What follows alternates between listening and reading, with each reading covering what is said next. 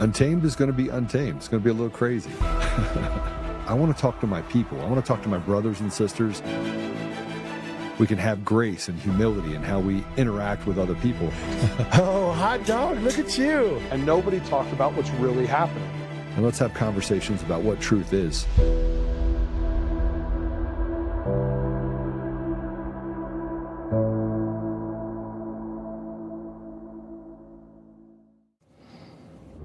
She was put back on the rolls, and I verified with that clerk. Can you see if she's active or inactive? And she checked, and that deceased family member was marked active. Okay, so she had a dead family member taken off the rolls 20 years after this person died and then put back on the rolls, meaning somebody was voting under the name of her dead family member, and she's the Speaker of the House in Michigan. So how big a problem, how widespread do you think this really is?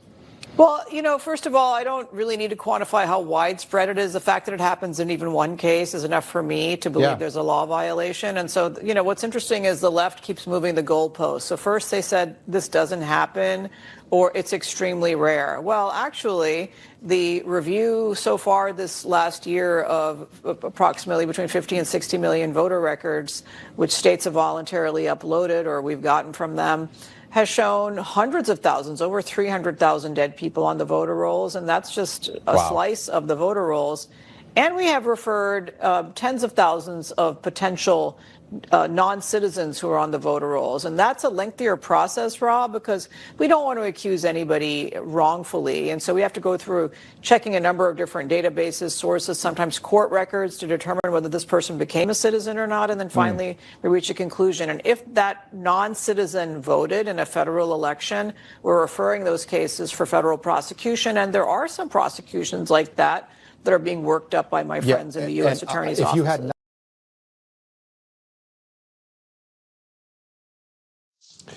Well, happy Monday. I just, here we go. That's better. Makes it look like I'm wearing a tie. 300,000 people.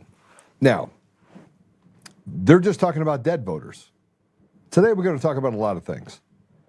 We're going to talk about the fact that we've been waiting on the SAVE Act. 82% of the American people believe that the SAVE Act should be passed. So why is it that they're not passing the SAVE Act? Now, I don't believe that the SAVE Act will actually solve all of the problems. It'll just take chess pieces off the table. But what if it stops 20%, 30%, 40%? I believe if we pass the SAVE Act, we're able to implement the fact that there aren't any mail-in ballots, that will eliminate large parts of the fraud, not just all over the country, but more selfishly what's happening in Colorado. And if that happens, how many of the seats turn from blue to red? And how many does that affect across the entire country? Now, there's other things that have to happen, and I do realize they're working on some things, and there's some 3D chess that is in play related to what President Trump is doing, and he doesn't have another election. He can't be elected for another 4 years, barring any sort of changes and declaration of war, which could happen. We are stuck. We are stuck with what can only be described as inefficient leadership on both sides. And I want you to see this because they're starting to unravel. You can't go anywhere. You can't go onto X. You can't go onto Facebook. You can't go anywhere without them talking about election fraud. It's everywhere. Every post that you see, whether it's from the Skiff or from Rasmussen or from Patrick Byrne or from any of them, you'll have all of these things that point to anomalies and things that are happening in our elections from coast to coast. It's the haves versus the have-nots. And the haves are stealing the voice of pretty much everyone across the table. But you'd be hard-pressed not to recognize that that has led to this degradation in our society and this fatigue that's happening in our population. And it's not just a Republican fatigue or a Democrat fatigue or an independent fatigue. I'd say the entire country feels like it's been betrayed. But here's a post that Patrick put up. He's been keeping this quiet for quite a bit. We've been keeping this one quiet. It's time to focus. Recently, there was an election in California regarding gerrymandering. Riverside County, California had 45,000 more ballots than people who voted. Sheriff just got a warrant to count it himself. This just happened. So how in the world would you have 45,000 more voters than you do that voted than you do people that actually live in that area? The fraud in our country when it comes to elections is so pronounced and so easy to see that it's hard. They don't have an argument, and like most arguments, they start with dog whistles, like it's racist or it's homophobic or this is the most problematic. This is the most problem. It's going to stop it's going to absolutely destroy anybody's ability to vote. And here you go, Chuck Schumer, that's arguing against the SAVE Act. 82%. I want to put it out there. 82% of the public, Democrat, Republican, Independent, collectively, that's more than 4/5 of the country. I mean, they talk about democracy, support it, but Chuck Schumer now is your daddy. Go ahead and play it. We will not let this evil legislation pass. Thank you, everybody. No Jim Crow 2.0. No Jim Crow 2.0. No Jim Crow 2.0. All right. 82%, so the non-stupid part of the population, all believes that the SAVE Act will take pieces off the table and it will normalize elections across the country, except Chuck Schumer and the people that are in power. Even Fetterman is a more reasonable, more true north individual than what we have representing ourselves on both sides of the aisle. Because remember, John Thune is actually stopping us from getting to the place where we pass the SAVE Act as well. John Thune. And if the Republicans weren't listening to AIPAC and others that have been stealing your voice forever, the lobbyists and special interests, we'd already have it passed. And we'd have no mail-in ballots and everyone would show up and they would actually vote. And if they had to put their finger in ink, maybe that would be another way to do it.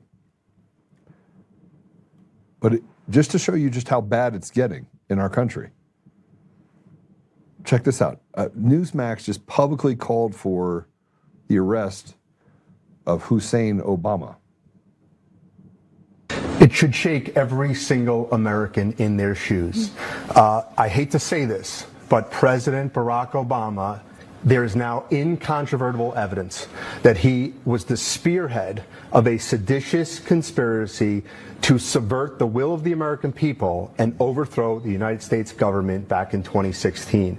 We must, absolutely must, hold every one of these criminals accountable for the crimes that they committed. They are the most heinous crimes committed in American history. James Comey, John Brennan, Clapper, Rice, Biden was in the meeting in July 28th in the Oval Office. They briefed Barack Obama on Hillary Clinton's plan to, quote, tie Trump to Russia collusion lies. It consumed our national discourse for 5 years. It undermined a sitting duly elected president. It sabotaged administration. It framed a three-star general. It destroyed and ripped this country apart. We had a constitutional crisis, the likes of which I don't think any American can fully comprehend. It is atrocious, and every single one of them must be held accountable. Yeah, and of course. So here's the problem. Let me just be the one in the room that's having a conversation about the grandstanding that's happening here. He wasn't the only one. And this has been going on longer than when President Barack Obama was in office.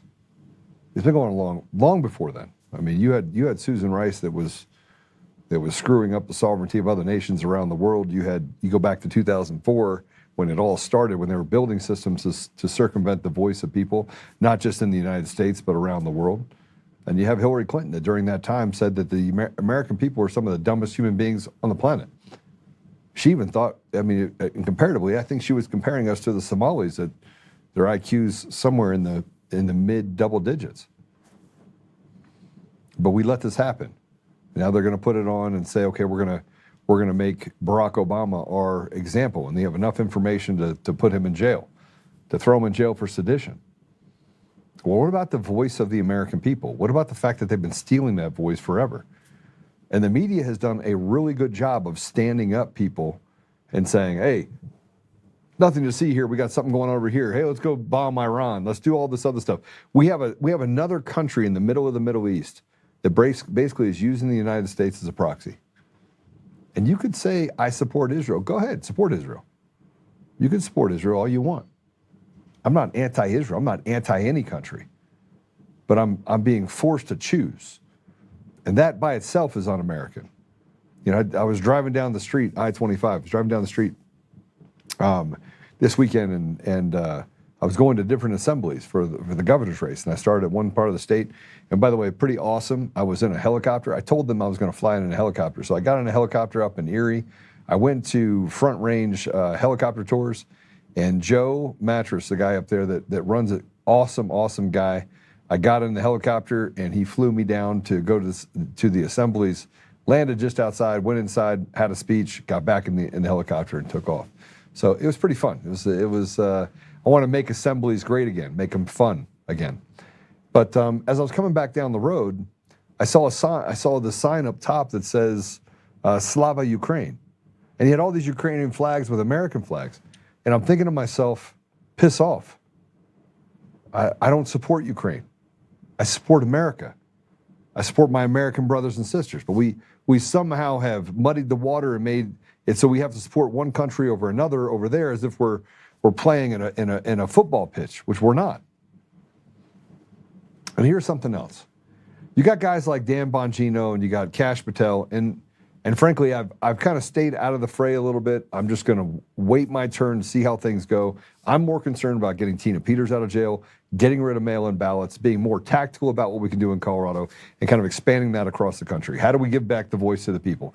And frankly, if the American people choose to put in the dumb dinosaurs that they have in there right now that could barely speak, like Mitch McConnell on one side or even Chuck Schumer on the other, then so be it. We deserve what we get.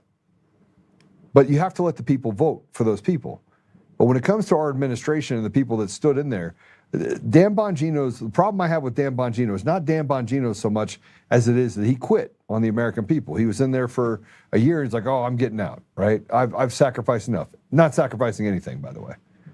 But he got called out. He got called out because he knew up front, and he's like, hey, sit down, slave, that there were problems with the Epstein files. Remember when it first came out and they had the folders and everyone was at the White House, and their hand is like, we got all the information. Turns out that as they started to release it, it was information that was released almost a decade ago, before. And so there was no new information. They hid all that information. And then all of a sudden, in Trumpiest style, he says, fine, just release all the information, 3 million documents, largely takes President Trump out of the fray. But a lot of other people were in the fray. A lot of other people were directly involved with this diabolical individual. And the person that tried to cover that up was, Dan didn't do anybody any favors. He said, if you saw what I saw, you'd be disgusted. But yet he wouldn't tell us what he saw. He only stood in the way and then said, hey, we're going to go after truth tellers. And he spent the better part of the last 3 or 4 weeks attacking truth tellers. Blocked me, blocked a bunch of other people for just asking questions. And that's when you know you have a paper tiger. That's when you know you have somebody that just does the bidding of whoever puts the little mouthpiece behind him to make the little puppet talk. But Ivan Raiklin, he's been pretty loud about this. He's been loud about the fact that, frankly, we the American people are not getting what they want on any side of any aisle. They're just more towards this idea that we're indentured servants, slaves. But they called him out. They saw him in a thing, and I don't know who was doing the talking, but they had something to say to Dan Bongino. So go ahead and play it.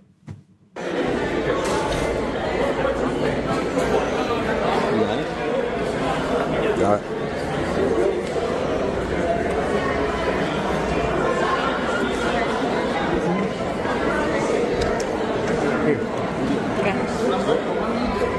How did you put your name on it? You're a pedophile protector. A pedophile protector. Pedophile protector. I was a cop for 9 years. You're a pedophile protector, faggot. You're a pedophile protector. Fuck you, dude. Fuck you.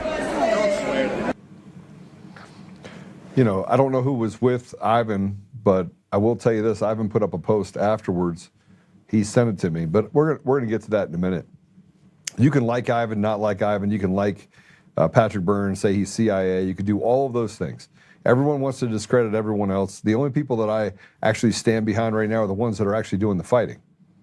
They're actually standing up and doing the things that they said they would do for the people, not this, I'm going to be this, John Thune. Again, another betrayer, another person that would just shit on the American people because he thinks that, that we don't matter. That nobody matters except for the people who are in Congress. Sit down, shut up. We'll tell you how much money you can keep of your paycheck, and here's all the new regulations we're going to put into place. And it's like putting the stones on people's chests. Sooner or later, it gets to the point where you just don't have there's no more breath left. And that's in essence what they're doing to the American people and what they're doing in this country. So we're going to have a guest on. His name's Joe Evans. He's an Army vet, and he's an Idaho Senate candidate. He's running for U.S. Senate. And he's a lifelong Idaho resident. I will tell you the good part of Idaho, although we had that woman on before that showed just how bad the Republican Party is in Idaho, and the representatives are there. So he's a U.S. Army veteran and an advocate for individual liberty, personal responsibility, and limited government.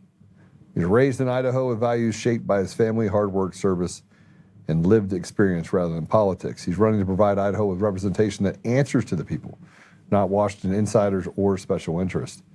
So his platform does focus on fiscal responsibility, strong border security, Second Amendment rights, protecting Idaho's rural and family values, and reducing overreach by state and federal government. And he believes, I think, in what I believe, and I haven't had a chance to talk to him about this yet. So we're gonna ask him some pretty cold questions. So Joe, welcome to the show. Thank you, Joe. Appreciate that. And by all means, let's get this started. You got the beard action going, so I got to give that to you. On a scale of 1 to 10, you got a 12. That works. Well, this is actually trimmed up and cleaned up. It's starting to get a little shaggy again, but I used to have it down to nearly my man nipples. So, Joe, Idaho, we had some people on that basically said that the Idaho, internally, inside of Idaho, the mechanisms of leadership, you have a supermajority in the legislature for Idaho, and they will not pass laws that favor the American people inside of Idaho. They keep kicking the can down the road, and they have people that say that they're Republicans that frankly are standing against the people. So how do you reconcile running as a Republican? It's a hard question to ask you. Reconcile running as a Republican in Idaho, knowing that you have such betrayal happening in your own party against the people in Idaho currently. Okay, because Idaho's a one-party state. We can talk about it all we want. We can talk about whether or not you're walking in a party that's full of betrayal, backstabbing, good old boys. And yeah, it is all those things. But the thing is unless you are running as a Republican, you don't stand a chance of actually obtaining any seat or any position within the state of Idaho to make change in either the politics or the Republican Party. You literally have to go inside in order to start cutting away at the fat and the corruption and everything else. You can't just say, hey, I'm going to run as a libertarian and point out all the bad things. Libertarians get somewhere between 3 to 5% of the vote. 2 years. Well, no, 4 years. I don't disagree with you, Joe. I don't.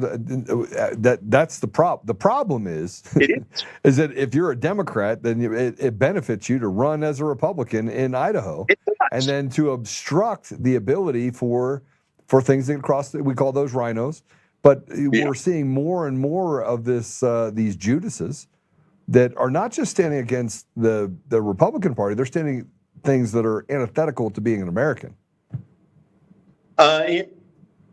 Thing is, I hate to see a slam Judas like that because these are actually traitors coming in from the outside. They aren't friends of Jesus from the start. They aren't friends of the people of the state of Idaho. So what we run into problems right now is a lot of the good old boy network. And yeah, we got rhinos coming in. We got Democrats coming in. We have people who have come in from out of state who claim to be Republicans, who continue to perpetuate laws, regulations, legislation that completely defeats everything that Idaho stood for a lot of them come in and say, hey, we're fresh from California, we're fresh from Colorado, and we are here to save you from yourselves. And it's like, you need a daddy. That's what you're talking about. You need a don't daddy. need saving. You need a daddy. Call you daddy. Call you daddy. Who's your daddy? Yeah. Mm-hmm. But, we deal with that on a regular basis. We're dealing with legislation right now that's a solution looking for a problem. These are things that don't happen in Idaho because Idaho grew up different. We talk about our politics. The corruption here in the state, both good, the bad stuff, as well as what works on a positive note, is who you sit next to in church. Most of these people either deal with a corrupt congregation that just gets on board with everything that happens, or they're actually part of a very strong central community, where you see that religious support, where you see that community support in Jesus, in prayer, in meeting, for what is a state that allows a religious people to choose. Now Idaho's got a little bit of a problem right now. More than 50% of the state, our occupants, our voters, our registered voters in the state, were not born here. They didn't grow up in Idaho. They don't understand Idaho's culture that they came to save. And they're trying to tell us that there are more important things like moral legislation. And we start taking a look at some of their legislation and goes, I get where you're coming from, but it's not a problem here. Okay, so let's back up. I need to digest. My in-laws live in Driggs, Idaho. So I have spent the better part of 24 years in Idaho. I understand the ethos there very well. I've spent a lot of time there. And my wife went to school in Pocatello, Idaho. Nice. So I like to believe that my wife is from the state, understands it there as well.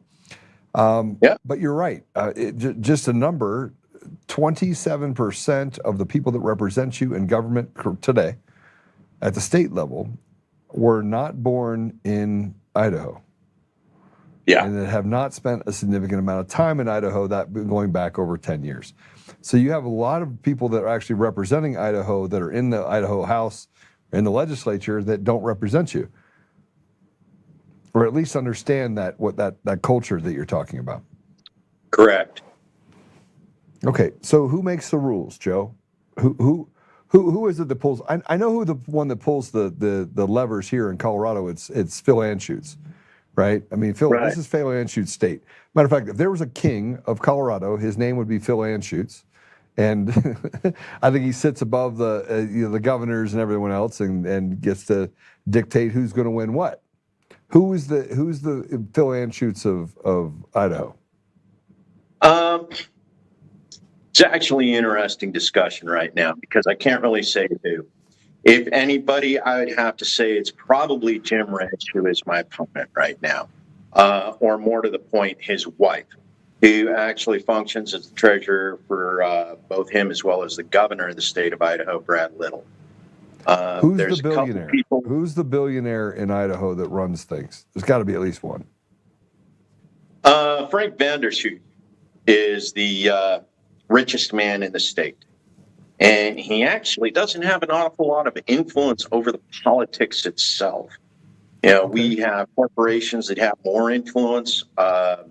St. Luke's is the largest employer in the state. St. Luke's the same one that sued Ammon Bundy? Yep. Yeah. Same one. With the corrupt settlement against Ammon that frankly wouldn't have withstood any sort of scrutiny in any other state? That one? That one.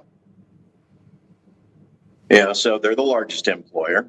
They influence an awful lot of who gets elected simply because they have their invested interests. They are a healthcare provider. Who runs St. Luke's? The board.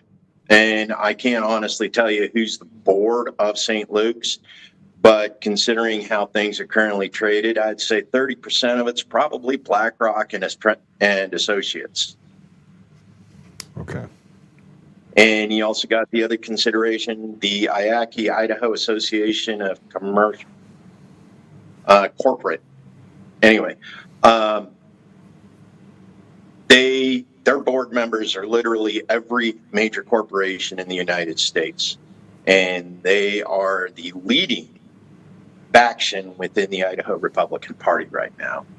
They own enough individuals within the state legislature in order to make sure that at least 90% of their preferred legislation gets through. And right now that also includes the E-Verify, which keeps getting stalled out, and several other forms of legislation as well on those fronts. Whew. Okay, let's go back to your platform for a minute, because I'm trying to figure out all the states, and I know that there's always, I know there's always a person. There's always a person that's at the head of that. I can't seem to figure it out for Idaho, which means it's typically an outside influence and or a group of people that are running around like they're the Black Road Regiment, but on the bad side.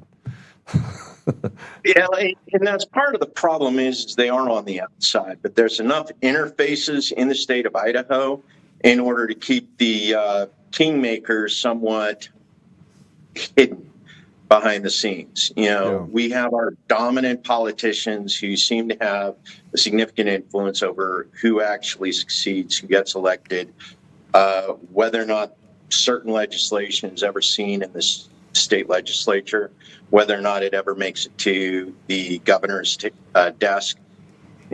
So trying to say there is one specific kingmaker, I don't believe that's the thing. However, we do have a board that has a significant influence over all of that. Well, I mean, let's talk about that influence. I mean, you have a Republican governor, a Republican supermajority in both legislative chambers. You have a Republican attorney general, and yet I have to talk about this piece because I think it's important, because this again is a universally across the board, Democrat, Republicans, Independents.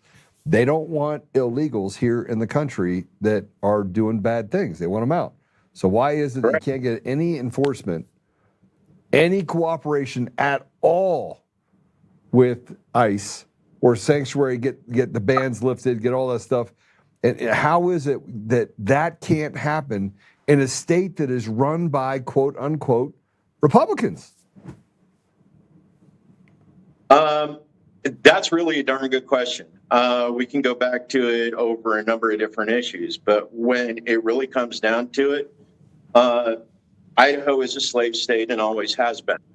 It was resettled largely by people who fled the South in order to avoid prosecution following the Civil War.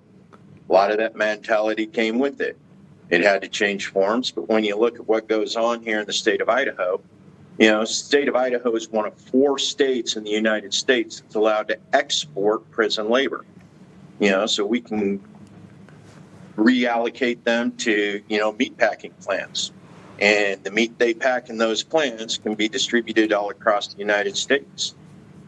Furniture that they make, anything that they do in the prison or through work release programs. One of 4 states that's allowed to do that. We export nonviolent offenders here in this state to for-profit prisons in other states.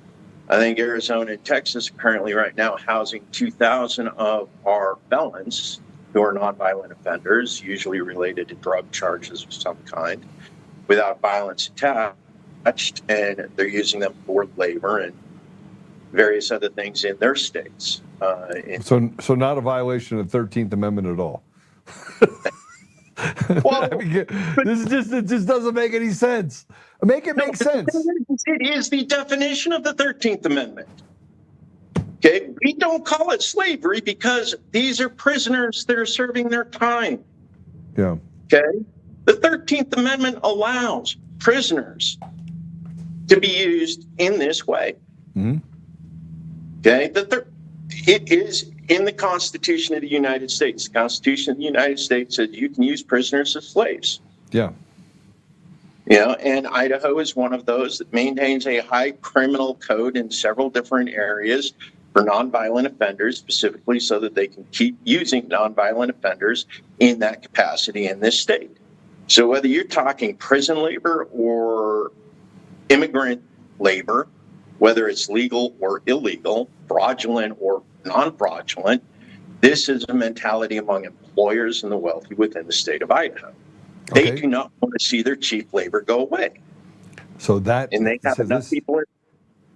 Go ahead. So this gets into, though, the fact that it's not that the people that are running it are part of an ideal, right? They're part of an ideology that they can just switch jerseys. Like, hey, I'm going to put a Republican jersey on right now. I'm going to run out there, beep, beep, beep, beep, beep. But it violates the very tenets, the very idea of what it means to be a Republican. I mean, if we're even looking at it, I mean, is that, am I wrong? Am I wrong in saying no, you're not wrong. All right. But the thing is Idaho's been a conservative state. It's been that kind of state since its inception. Okay, yeah, we had some initial Republicans come in and create our Constitution, founding documents, but it didn't take long after that in order for everything to shift around. Okay, you were Democrats coming in. They came in from the South. They were running from the law. Well, so they for came in Republicans like these, what do you need Democrats for? I mean, well, the thing is, we were, as much as some people like to complain about it, Dixiecrats ran Idaho right up until the Southern strategy came along with Nixon, and then you saw everybody shift. Mm-hmm. We were looking at Frank Church. He was a Democrat, but he was a Democrat before the Civil Rights Act. We've had several other Democrats that were very prominent. Cecil B. Andrus, again, he was a Democrat before the Civil Rights Act. So here we were Democrats. All of a sudden, the Southern strategy comes around, and we've been Republican ever since. Mm-hmm. It's not like they changed jerseys recently. Yeah. No, I mean, the ideals, so that brings me down to, I mean, you're running for Senate to represent holistically the state of Idaho in Congress, in the Senate, okay? But we could start talking about the frustration, and I'm torn because this gets to the slave state that you were talking about before. But Idaho parents in rural communities, and even if you get into Boise or other areas, this is a Republican stronghold. The state is a Republican stronghold. Then why is it that you still have this CRT, DEI, this gender policies where there are actual teachers in the state that are trying to convert, groom, whatever you want to call it, children, saying you could be a pink dinosaur, you could be a cat, right? How is it that that's still pervasive in a state that is supermajority Republicans, and yet you're still inundated with all of these policies that are confusing and destroying our young people? Okay. And this is an interesting issue. Reason why is because in a lot of cases, I believe that a lot of the legislation that has happened, okay, now the legislation you're talking about has occurred. Okay, so most of the stuff that you're talking about, it's currently criminal in the state of Idaho. Okay, that stuff is passed. Okay, we've had enough people do the virtue signaling in order to successfully pass all that, all good. Okay, whatever. Now, the thing is, the state of Idaho has always had a problem with mental health in this state. Okay, we, I believe, are currently fourth highest suicide rate for young men in the United States. Okay, none of this legislation is going to change. You're number one, 18 to 25, just so you know. You're number one in the country, 18 to 25, in suicides among young people. Okay, right. Just so we're clear, yeah. And that was before any of this legislation, and this legislation is not going to change that rate. We are still going to be number one in suicide rates among young men 18 to 24.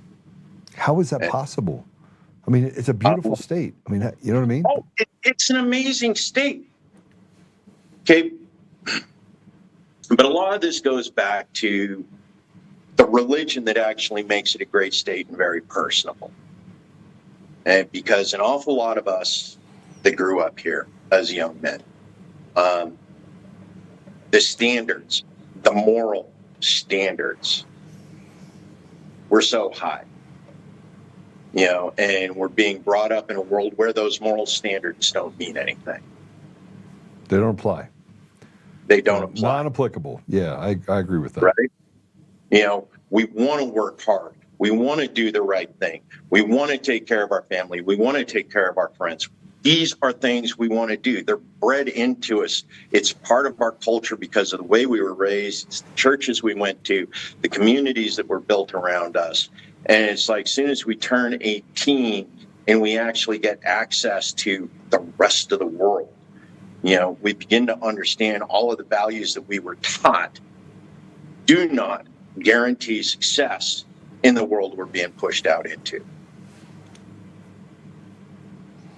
Okay, so I know I want to talk about your policy too. I want to talk about that, but I'm fascinated by the other things that are getting stripped from Idaho. So you have all these regulations. It's as if it's like a millstone you're putting on the chest of the people of Idaho. We have the same problem in Colorado. And the more I talk to people on the Republican side and Democrat side, the more it becomes a uniparty effect of just trying this power grab, this thirst to make it more difficult for people to live in their communities. I'm talking about farmers, business owners. It's not federal regulations. It's state regulations by Republicans that are putting this stuff in place, and it is destroying innovation. Absolutely. With every turn, there's something happening that's saying, it's more important we create felonies over moral legislation than it is that we create a world in which our children can grow into and succeed, with the moral standards that they're taught in church, with the ability to make informed consent, informed choices, about what it is they want to do about their future. Right now, the state's being strip mined. It's been strip mined for the last 50 years. Yeah. We used to have pioneers in technology here in the state of Idaho. We had founding companies that created money, created an economy here in the state. Boise Cascade, has since been sold off to Georgia Pacific. Morrison Knudsen, another company that, we built the Georgia Pacific. Wasn't that bought up by Berkshire Hathaway or something? Sounds about right. Yeah. It all was purchased through venture capital, then pieced out piecemeal, properties sold for what could be made for high profit. But it's like Morrison Knudsen, built great dams. They built Teton Dam down in Nevada. They were local communities. It's funny, when I was deployed to Afghanistan, one of the places I was working, I came to understand one of the dams Morrison Knudsen built was one of the largest hydroelectric dams in Afghanistan. And it was, ironically, used in order to irrigate all of the poppy fields that were in Helmand Province while I was there.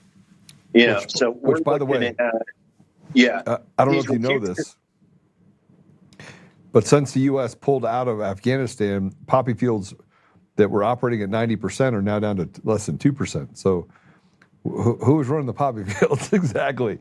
just a question. Just a question. You don't want that answer. Because that gets into a whole different ball of wax.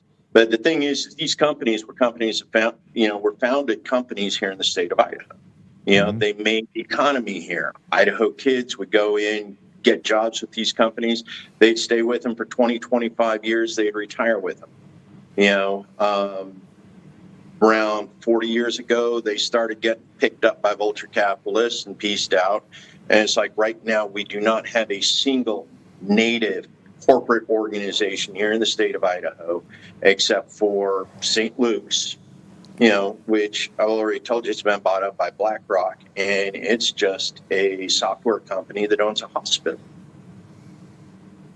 You said it's a software company that owns a hospital because of BlackRock. Well, they were a software company that owned a hospital before Black. I mean, you better be careful. You get more you talk like this. I mean, becoming a senator is gonna be difficult. You start talking about that, we're gonna have to call you Bundy. Well, thing is I'm not quite as hardcore as Bundy was. You know, Ammon had his thing. Man, though. He's a good man. Well, even at his best, you know, he only polled 17% in his bid for governor as a independent. Yeah, and that shows you just how rock solid the Republican Party's hold is on this state, you know, and the individuals in it. Now, I get an opportunity to talk with you. I get an opportunity to be honest about how I feel about what's going on in the state. You know, there's certain venues in which I cannot have that conversation here. But that comes back to the issue of who owns Idaho, you know.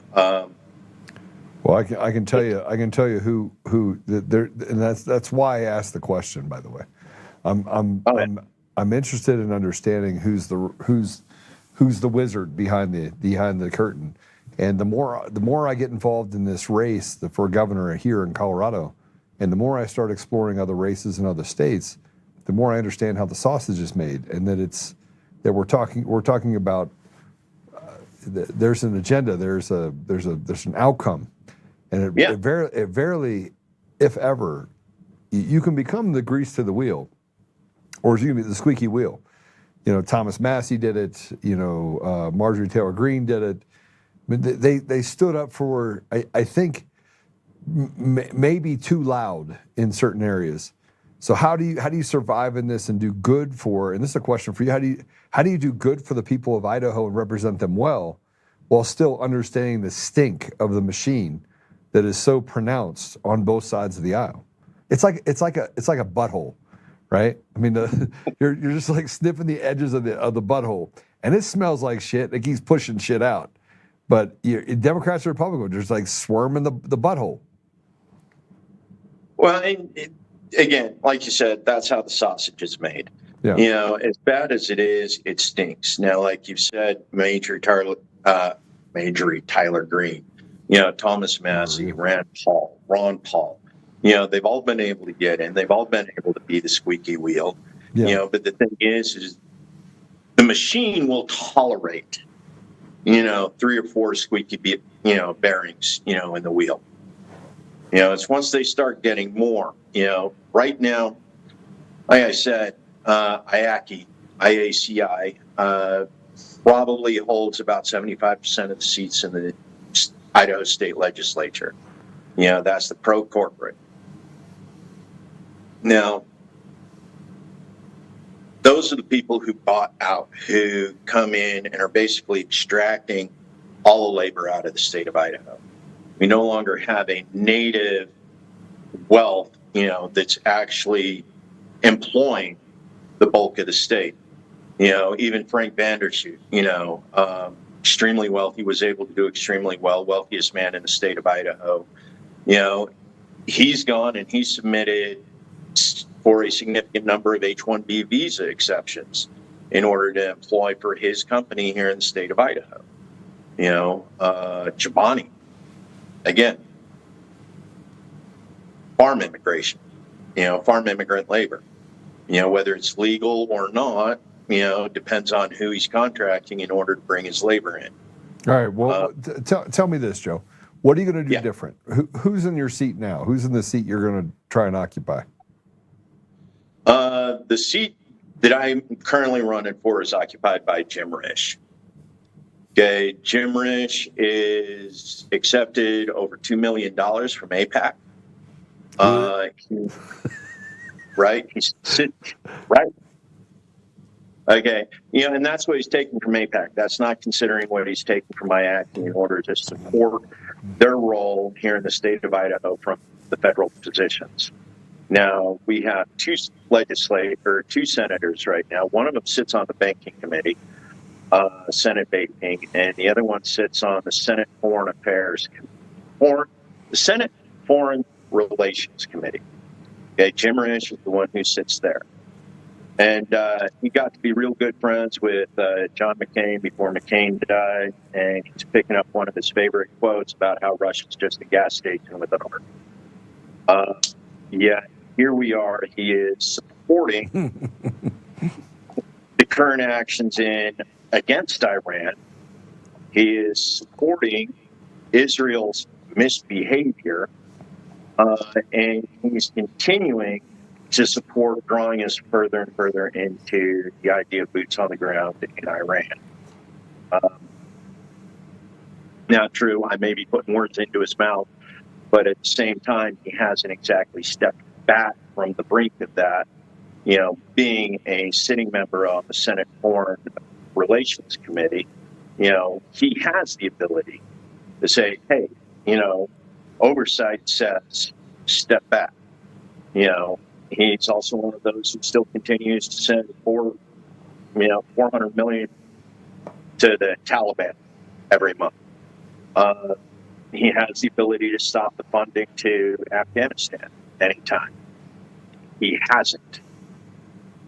You know, so this is one of those. He supports foreign aid. He supports funding terrorists. Do you think that the apparatus we have in our country is fundamentally broken to a place where we're not going to get an outcome? I think people are looking for a quick outcome, right? Most people are looking for hey, just fix it, right?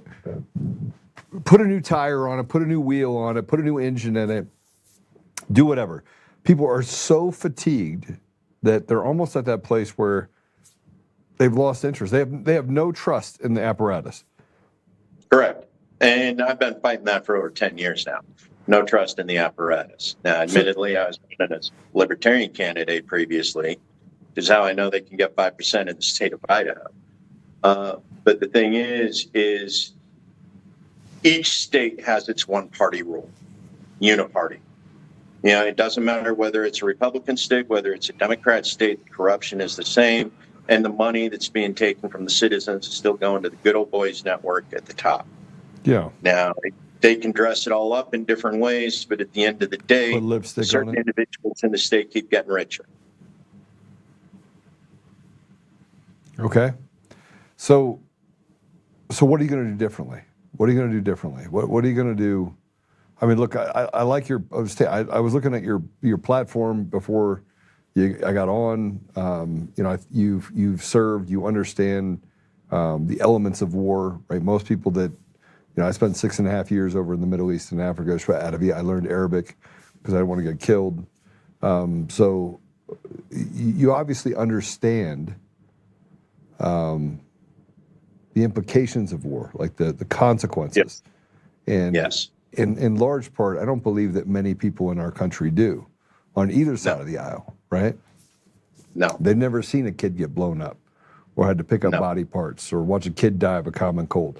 Never seen stuff that, frankly, would shake you to the core or should shake you to the core. So correct. What are you going to do differently, Joe? What are you going to do differently when you get there to make sure that the people in your state understand what you stand for?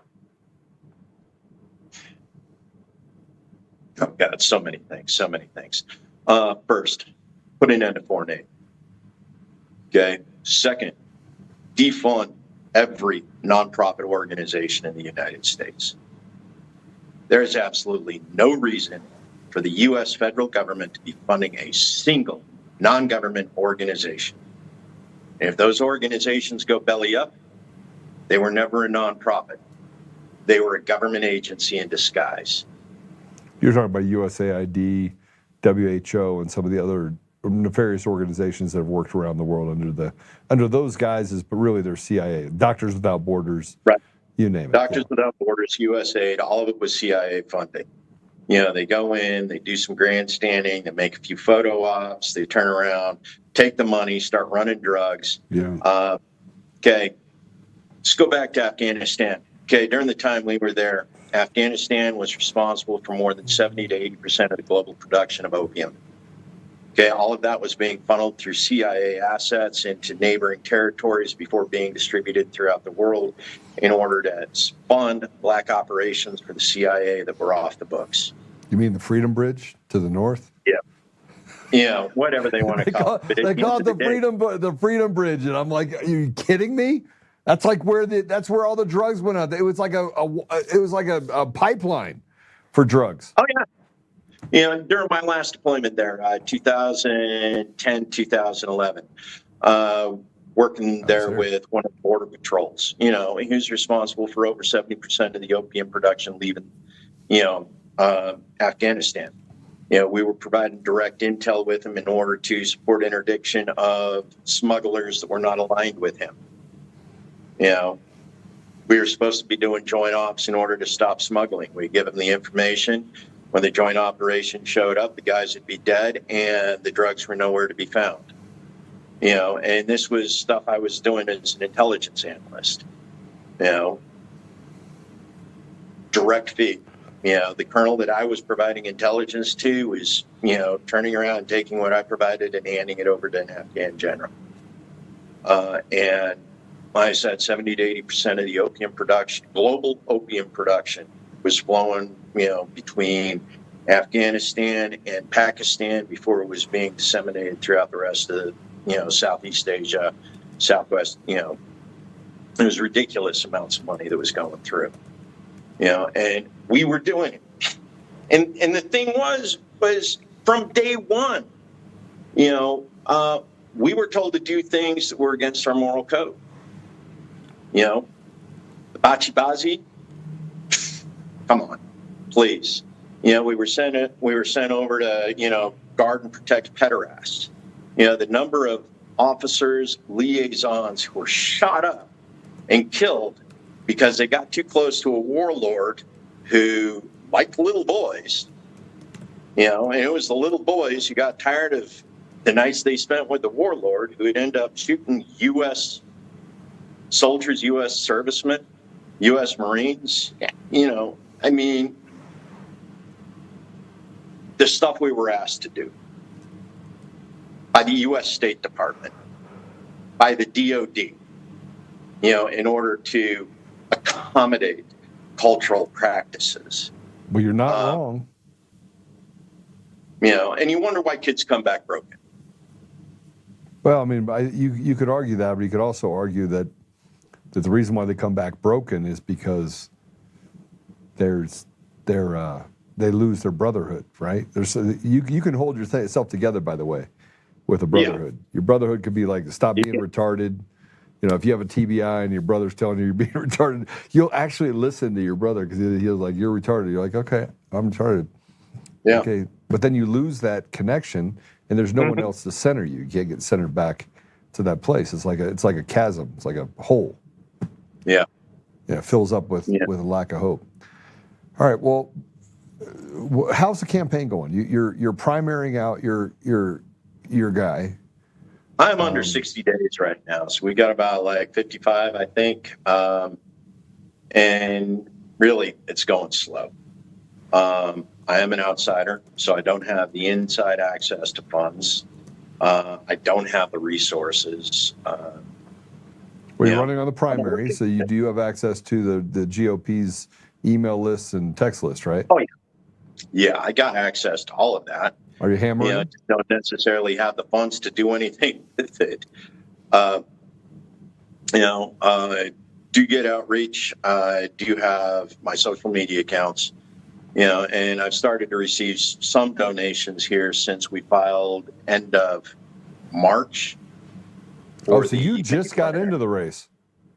Well, here's the thing. You can declare as far out as you want, but nobody takes any of the primaries seriously until you filed with the state of Idaho to be on the Idaho ballot for the primary.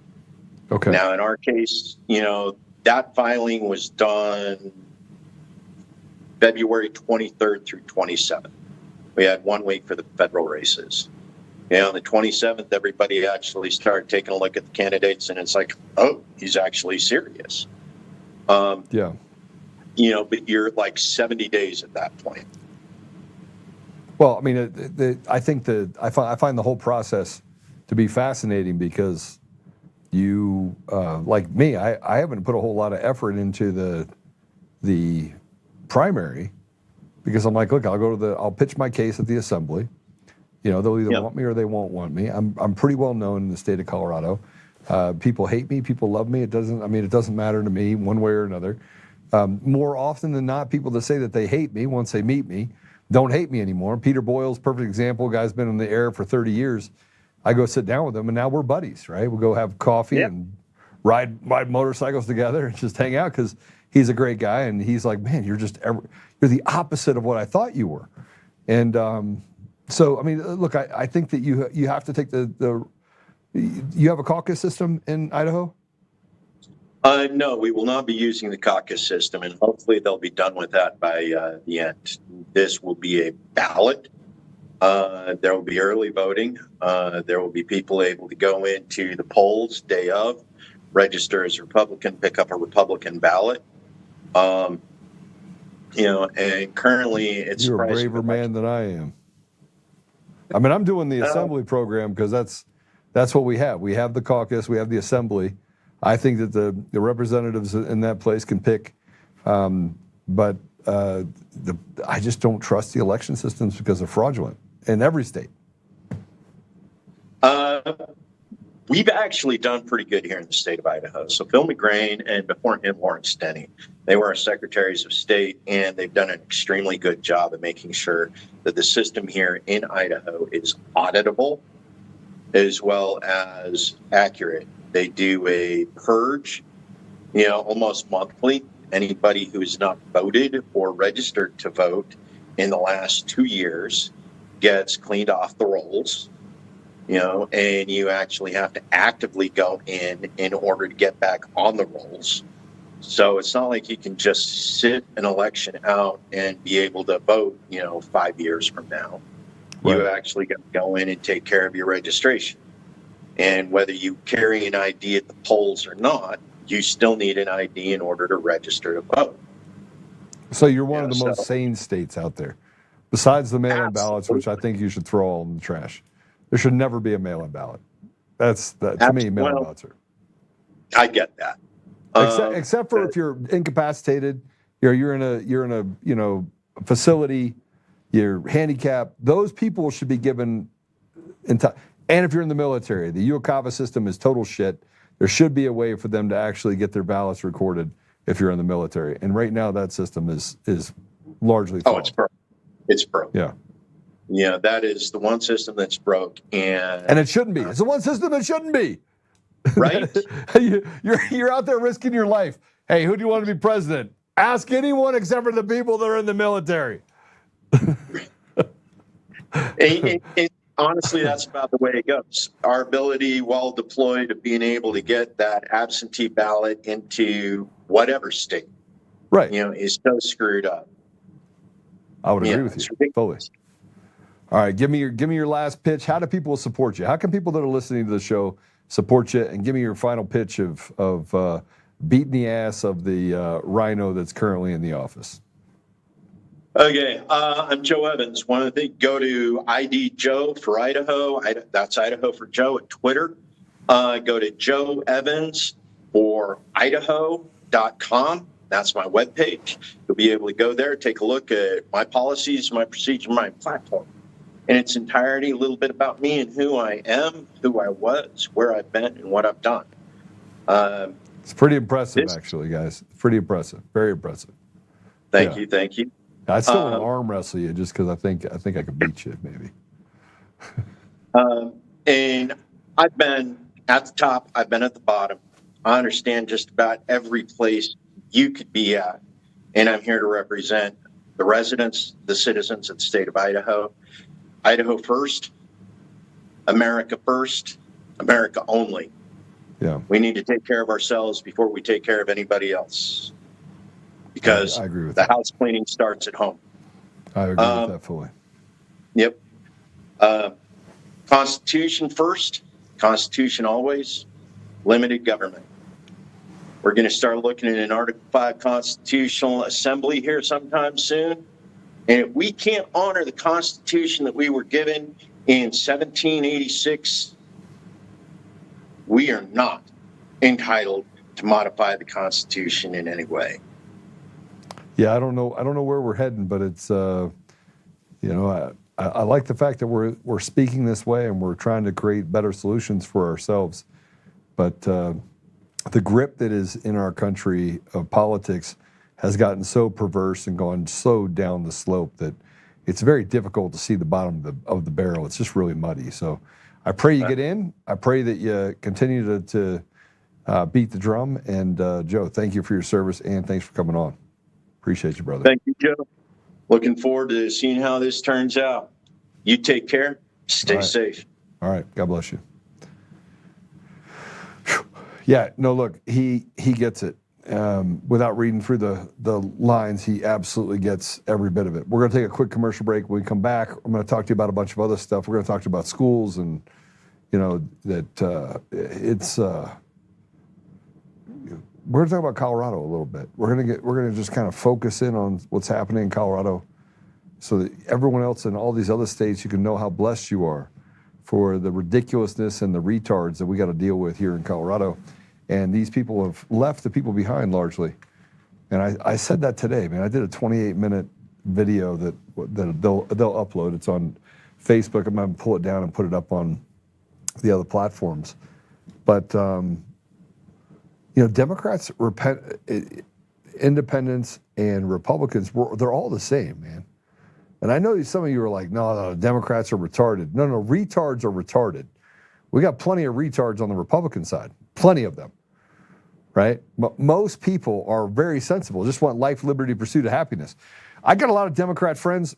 Every one of my Democrat friends has a gun. Every one of them.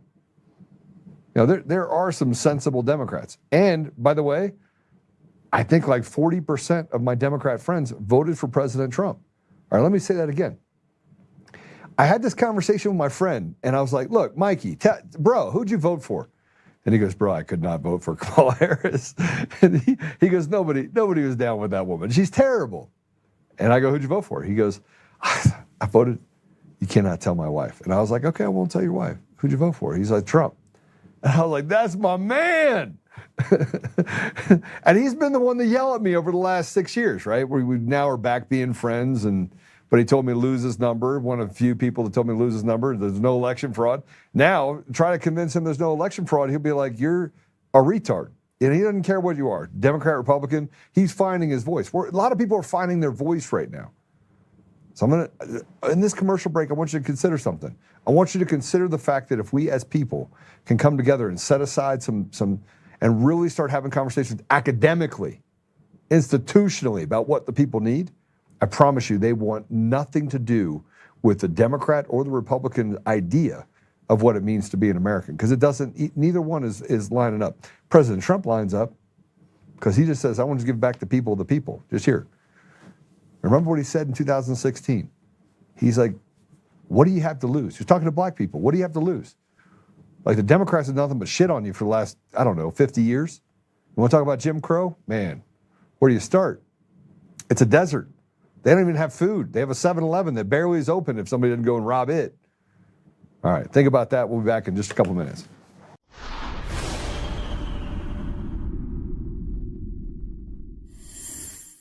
Hi, I'm Joe, Supreme Leader of DCF Guns. What is DCF Guns, you ask? We're the best damn gun store and range in the universe. Do we have guns? We have all the guns. We got small guns. We got big guns. We even have beastly guns. We offer all types of training, and we have 5 ranges across our 3 locations. I'm a good shot. And of course, we have all types of ammo. We even have flamethrowers. Woo! We offer incredible membership opportunities, and members save even more on guns, ammo, and accessories. Come join the DCF family today, where we keep the range hot and the deals hotter.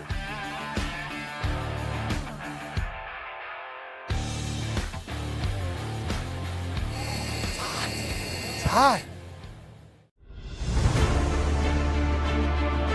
In every thread, in every stitch, Honor-Bound USA weaves the fabric of the American spirit.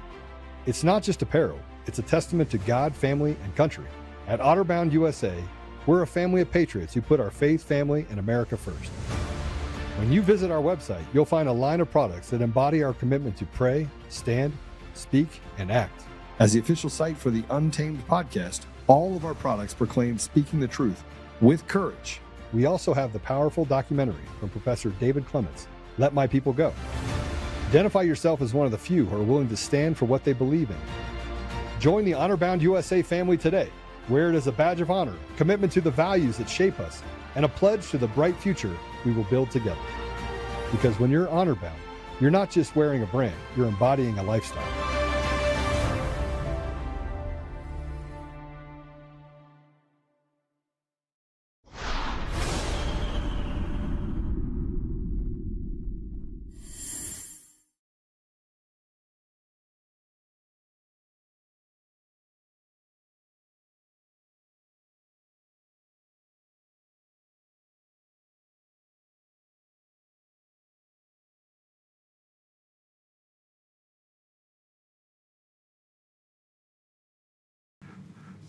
Okay.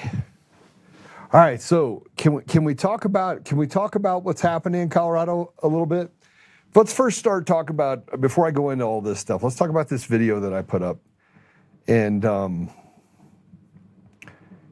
before I got on here, I went and just talked to people, and I was like, listen, Democrat, Republican, Independent, we have a massive problem. We have an ideal that they want to move towards. President Trump's fighting against that machine. Now, that machine says that they're a Democrat, says they're a Republican, but we can see what's happening with the SAVE Act. 82% of the people in the country want what? 82% want to pass the SAVE Act. And there's a large majority of people that if you were to go out there and ask people in Colorado, or you were to ask people pretty much in any state, they're like, hey, listen, we want to fund kids' programs in school. They'd be like, okay, this is why you get tax incentives or entitlements that get approved. Now, if you were to ask someone that's a Democrat in a Democrat environment, do you support gender affirming care, let's say, and you get outside the squeaky wheel, and that means the blue-haired Karen that's retarded, right? And we got a lot of retards. Or the guy that literally was the kid that masturbated in the back of class when they went to school, right? The weirdos. If you get outside the weirdos that, frankly, have found a new home in this radical leftist DSA, Democrat Socialists of America, Antifa types, those people that wear masks, that seethe underneath the spit on themselves, right? If you were to talk to normal people that call themselves Democrat, they would never support any of this. Never. Good. I mean, look, go anywhere. Go anywhere and talk to a black person that is not at a DSA meeting. It's just a regular person out there working. First of all, 30% of them or more will say, I'm for Trump. Because they've survived a lot. So people in the hood, by the way, a vast majority of people in the hood, gang members, you know, Trump's their guy. You think I'm kidding? Go ask. Go just get outside your comfort zone and just walk up and ask them. And you see a lot of those videos where you have influencers that go into those areas and they ask questions and they're like, Trump's my guy. So if that's the case and you get, is it just you get lucky talking to those people, or is that the overall arching feeling of those that are considered invisible? I would tell you that we could solve a lot of the things, and that's what I said in this video, we could solve a lot of the problems that we face as a state if we can stop this moral decay towards this divide that they've created for us. They want to tell us what we believe as Republicans, they want to tell us what we believe as Democrats. When in actuality, there's not either side that is not closely associated with these retards that are tied to the CIA and basically stealing the voice and keeping us divided in this chaos that don't agree. We agree.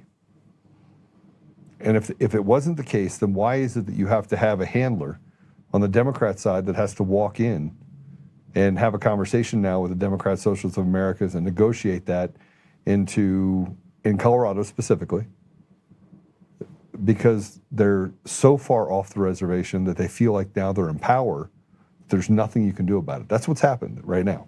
The Democrat Party is in turmoil because you have a normal part of the party, and let's call them the Fettermans.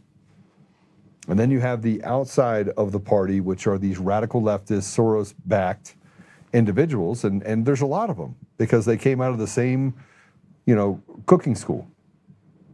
And then you have the weak people who just want to taste that power that'll do whatever they're told to do. And those are what are called the judges and the rotted apparatus of, that's why they drink too much and frankly, they get themselves so far into it that they don't know how they can get themselves out because they couldn't survive if they weren't tied to the tit of this evil apparatus.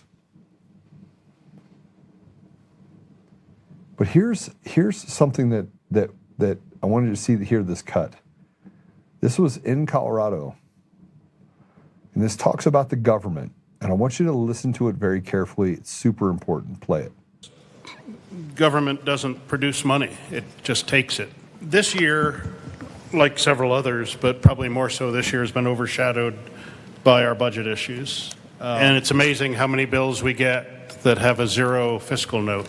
But having a zero fiscal note doesn't necessarily mean it's a good bill. If you haven't noticed, whenever we've got a bill without a fiscal note, generally what we're doing is regulating others. And that's what this bill does. It just adds more burden, just like many, many, many bills that have preceded it that are impacting our legitimate businesses. If you look back 4 or 5 years, maybe not even that far, we were running surpluses over our tabor limit of billions. Now, we had to give a lot of that back, and that's because we should, but it also indicated that our business community was thriving, that revenue was coming in, it was overfilling our coffers. That doesn't happen anymore. It's not happening this year. We're not even hitting the tabor limit. We have destroyed the businesses, and now we're just turning to regulate things that we don't like. We're regulating things out of existence that we don't like. They're basically violating all of the rights of people in Colorado to defend themselves while putting criminals back on the street. They've ran off one of the largest data companies in the country, Palantir, who moved to Florida in the middle of the night. Businesses now are closing at a rate of 3 times that of what they did 2 years ago. 3 times that. The average business does not last 24 months now. It used to be 31 months. And although 31 months is not a large, it's not a lot of time, 2.5 years, it's reduced itself under the 2-year mark. So now businesses in the state of Colorado don't last on the average of 22 months. So 22 months to spend somebody's life savings on a business only to have regulation and the millstone put upon the chest of the company to put them out of business. Some of the biggest Democrats in this state who run businesses, some are restaurants, I hear it all the time. On the business side, I represent a bunch of these businesses in one of our companies, tech companies, and they say it all the time, Joe, there's no more meat left on the bone. The government has taken everything away from us. And whether you're paying a fee to actually exist in Colorado, in Denver, where you have to pay per employee. So let's say you have 50 employees, you have to pay per employee a tax just for the benefit of being able to hire that person. $10 per person per month, $120 per year. I think it's more than that though. I think Greenwood Village is $5. I think they're $10 or $12. That's just so you can hire an employee. So the state can say, if you want to hire employees, you have to pay us. The city does. That's what Colorado's become. So not only do we have tollways, which favor the elite and say, okay, the elite get to go home early, but if you're a single mom, you have to sit in this line for an extra 2 hours, even though you're the one that needs more time than the other. And the roads are expanding in Colorado to meet the need of more people moving here. Well, that's not true either because they're leaving here, but they're expanding the roads. And as they expand the roads, they don't add roads to make it easier for people in Colorado to travel. They add roads to make it more advantageous for private equity firms and outside organizations to get paid for tollways that favor the elite. Just another tax. And the thing that he was talking about just now was the new requirements for firearm dealers. They have honed in on industries that they want to destroy. A few years ago, it was the Independent Auto Dealers Association. They wanted to destroy it. They got rid of nearly 70% of independent auto dealers, handing the power back to the big conglomerates, which were gobbling up different auto dealers in the state. Now, who did that affect most? Well, that affected the poorest among us, who then had to go figure out a way that how do I borrow money, because all these buy here, pay here lots and things went away. And if you don't remember what else they did in Colorado, and I'm going to talk about Colorado for a minute, but it used to be that grandma could watch your kids. Grandma you'd have like 2 or 3 parents that went and, had 3 kids, and you could pay the grandma $100 a week, $200 a week to watch your kids. And the state came in and said, you know what? No, we're not getting our piece of that business. So now you have to have a license, you have to have insurance, you have to go to these classes, you have to register with the state of Colorado, and it shot childcare from an average of about $600 a month to nearly $1,500 on the average a month for single moms or for parents. And again, it's untenable for people to have kids now, because that's 18 grand a year. And let's say mom goes to work because dad has 56 cents on every dollar that's coming out of his paycheck. So you're trying to live on a one-income household on 44 cents on the dollar. It becomes nearly impossible. Then we talk about oil and gas and what we were able to do there, and destroying that entire industry, which pushed out a lot of the tax base that we had inside of the state of Colorado. Tell me I don't understand what's happening. I can tell you right now, I understand fully what's happening in Colorado. And actually, most business owners do, because they have to live this every day. So you have oil and gas that goes out the door. Now they're coming for hunters. They don't want people to be able to come to the state in order to hunt. They don't want, you're destroying that entire industry, making it more expensive. Therefore, people aren't going to come to Colorado. Again, eroding the tax base and putting more burden on the people that live here. People are being held hostage in the state of Colorado by people in the legislative branch that frankly have nothing but thirst. They just have a thirst for destruction. These are some of the weakest people on the planet. These are people that have never built anything in their lives, kind of like professors. Most professors are terrible human beings. They're just not very good. Sorry, but that's the reality of it.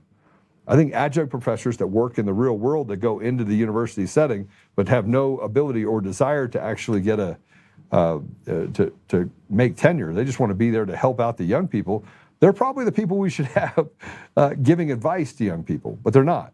You have professors been there for 20, 30, 40 years, walking corpses that, frankly, are doing nothing but destroying the next generation, telling them that, communism is good. Why? Because they've lived in a communist environment for their entire life. They've gotten money for free to read out of a textbook and try to convince the next generation that they should get rid of capitalism. Capitalism doesn't work.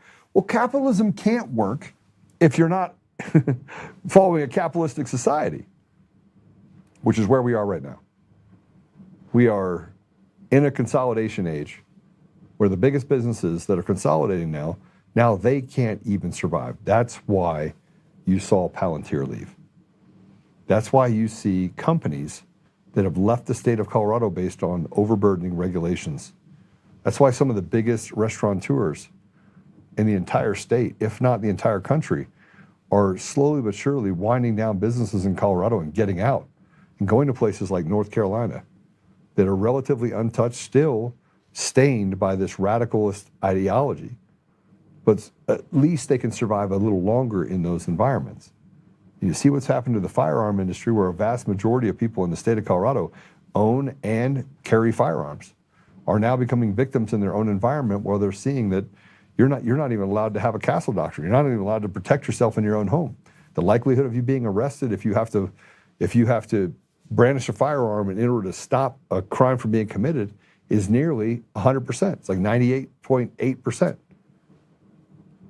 And I haven't even started talking about farmers or what they're being forced to do and registering, or, God forbid we talk about some of the other sin taxes that have been created, stuff that they've done up in Central City and Blackhawk in Colorado, how expensive it's gotten for the ski industry, and the fact that they're heavily regulated on their side. There is no relief in sight for the people of Colorado. And Polis sits up there and does these stupid videos where he says, well, it's Colorado time, we could change our jerseys, while he literally shits on everything that has to do with business in the state. This state is dying. It is dying. I'll tell you something else. I have had multiple conversations like, okay, why are you running for governor? I'm running for governor because what is happening in Colorado should not be happening. And recognizing what needs to be done in order to fix it it's debilitating. I look at it and go, there's not a politician that's been in this mix, this soup, over the last 20 years that knows how to fix it. They're too close to the problem. They're part of the problem.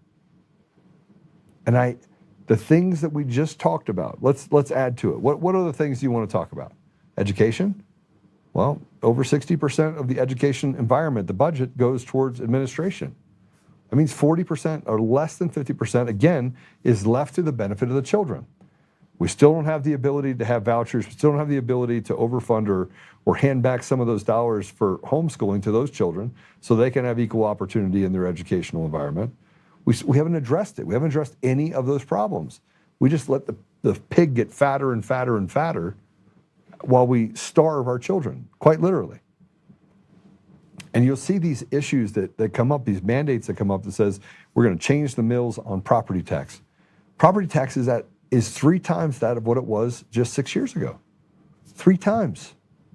Three. And so in response to this, where the shuttering happens, where nearly 23 cents on every dollar, 23% of what they pay for rent. So for every dollar you spend on rent, 23% of that on average is taxes for the place that you live. And so they raise these values and say these are the values of your home, where they're suppressing businesses and destroying businesses, and then they let in the middle all of these people run roughshod criminal activity and criminality all over the place. And then to make the perfect storm of what's happening in Colorado. Look, I understand this very, very, very well, because frankly, other than reading books, I can see it and experience it. But the people that are up there dictating, the Phil Weisers and the Jared Polises and the Jenna Griswold and these radical leftist people that are inside the State House or these lawyers and judges, they have no idea what the average person has to put up with in this state. They're exempt from it. They just give themselves raises and just rely on this grift and things from the outside in order to keep themselves fat and happy outside of the apparatus of having to earn a living. And it leaves you nearly destitute and trying to figure out what state you can run to.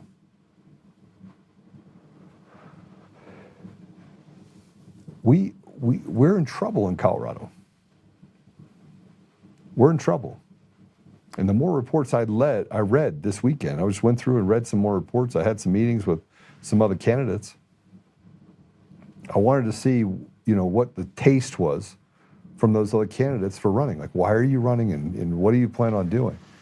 And sometimes when people tell you things, you're able to see very clearly that some of them don't have a clue. Don't have a clue.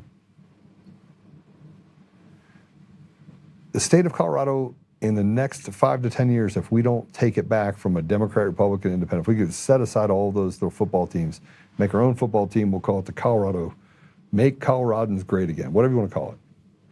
And we start looking at all the different things. We should not have property tax. Property tax should not exist. We should have a consumption-based tax in this state that allows for us to fund education, and we should cut down on what we're doing on the administrative side.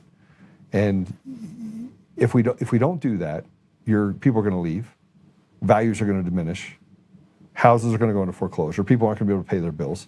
The regulation is already doing that, pushing up unemployment.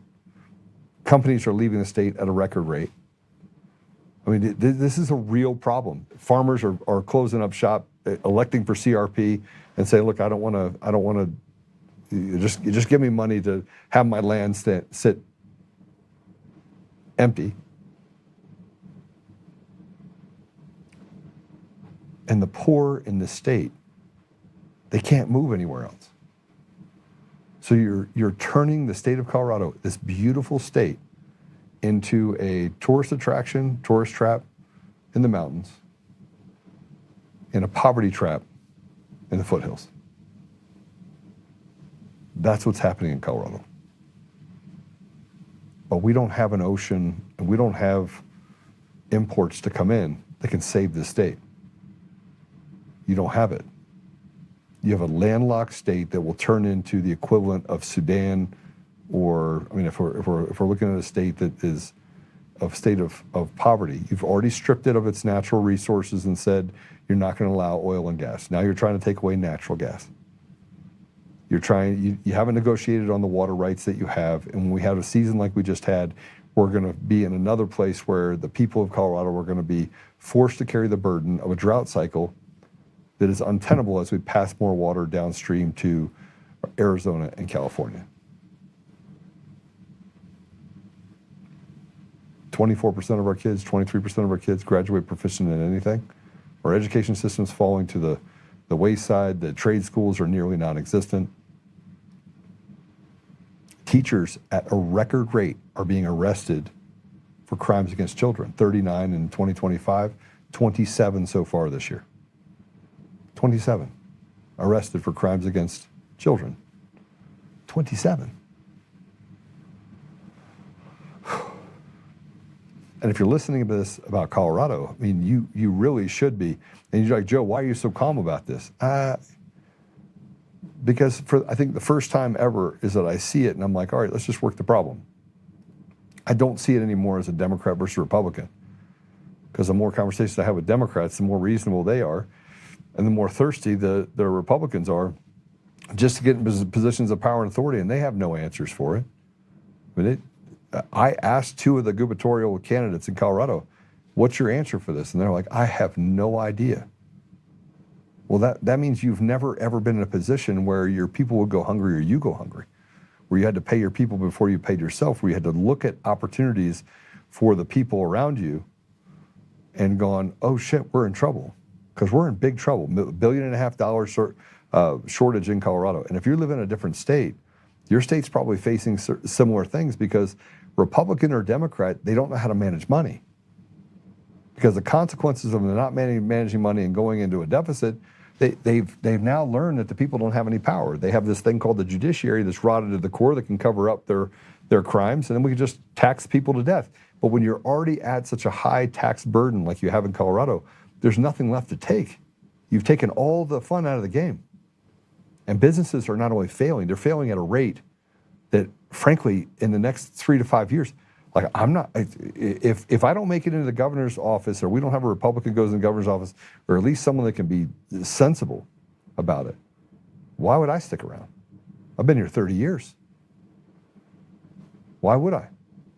Because I'm going to fight in a position of poverty and watch people get poorer and watch my family become victims of violent crime because it's so out of control and so rotted with terrible judges that are frankly evil that I'm going to put them in that position. Would you?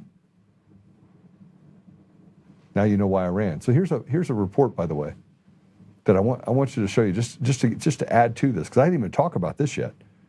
I didn't talk about the gender ridiculousness and the fact that we can't define what a woman is. We can't keep our kids safe. We have grooming happening by teachers that have blue hair and rainbow flags and pride flags and all sorts of other bullshit on the walls. And we have to continually go through this negotiation with people like, oh, we want to respect people. Bullshit. I don't have to respect shit. A boy's a boy and a girl's a girl. And frankly, that should be the way it is, period. And if you're mentally ill and you think you can dress up like a woman, so be it. You could dress up like a pink dinosaur. But if a teacher grooms or talks about that stuff in a classroom, that teacher should literally be shown the door. Here's a report. Put this up here. Jeffco Schools, Department of Education, just received a 31-page report sent by the U.S. Department of Education to the Jeffco Schools. In case anyone thought they weren't really 61 males playing on girls' teams, here you go. I'll share more from the report soon. They have till March 23rd to comply. Well, March 23rd is, I think it's today. Is it today? It is today. You think they're going to comply? I can tell you they're not going to comply. And that leads me to this. You have a guy running in the race for governor. His name is Victor Marx. Now, Victor Marx has made up everything. He's made up every story in the world about me. He's talked about Scott Bottoms. He's talked about Barb Kirkmeyer. He says that he is the candidate to beat, although he has zero substance and he has no platform. Now, if you go back till September of last year, I was gung-ho. I saw his stuff. I saw a couple videos that he put out, made himself look nice and shiny, like the shiny object. I was like, if this guy runs for governor, I'll support him. Then I went and met him. Well, the first thing that came out away from that meeting was he's not a truthful person. And I was like, we're in trouble. And I met with Scott Bottoms and Barb Kirkmeyer at the time. We didn't want to meet with me, which is fine. I have met with her since. She's a wonderful person. She's been in government for 20 years. That's probably my biggest hesitation is, one, she's a woman, not because women can't do it, but because I don't think that Colorado has an appetite to elect a woman to fix the problem on either side of the aisle. That's just a data point. Now, do I think that she could do a good job? I don't know. She's compromised quite a bit with the left, and I don't think compromise is the way you get things done right now. I think someone has to come through the front door and punch him dead. But Victor Marx has been popped up and put on this pedestal by churches, by Jeff over at Brave Church and other churches that have frozen out other candidates, including a candidate called Scott Bottoms. Scott Bottoms is a pastor. He's served in the community for the last 20 years, 4 years. He's been at the State House fighting for values. Now, you'd say the conservative values or their pastoral values or whatever, but he's had a great effect on what's happening at the State House, fighting as a representative for the state of Colorado in its capacity for House District 15. I think it's 15, 14, 15. Matt Struck put this up, and Matt Struck is a guy in Colorado who has done, so I'm going to have him on the show. Now, everyone says that it's, Darcy showing and she's the bad person. If you're a part of Colorado politics, you know that Victor Marx has been like, it's Joe's paying Darcy, right? Which he's going to have to answer for that claim because he's made that claim and eroded my ability. So I may sue Victor Marx. We'll see how it works out. But first, Darcy works for me and I'm paying her a bunch of money, which is not true. Then it's Corey Kennedy, and then he gets the goons out there that goes after Corey Kennedy and said, Corey Kennedy is a felon. And you're not going to get a guy like me to say one way or another whether I look at a person based on their character. So you're not going to say that Corey Kennedy's bad. I don't even know if what you're saying is true. But Matt put this up, and this is Victor again being exposed for using fake claims he rescued 45,000 women and children when he didn't. And this goes back to he got called out on. Hold on.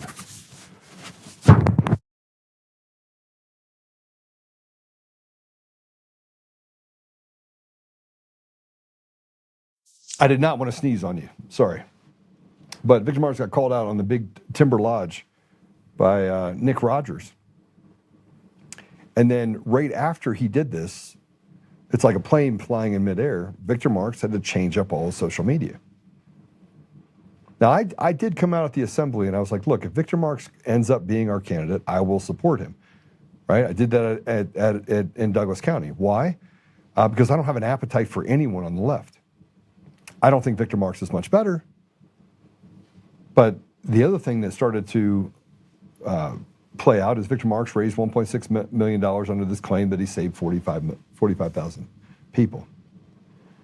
And then it says soliciting donations based on materially false claims, inflated rescue numbers to drive fundraisers can violate laws against fraud, wire fraud, and deceptive advertising.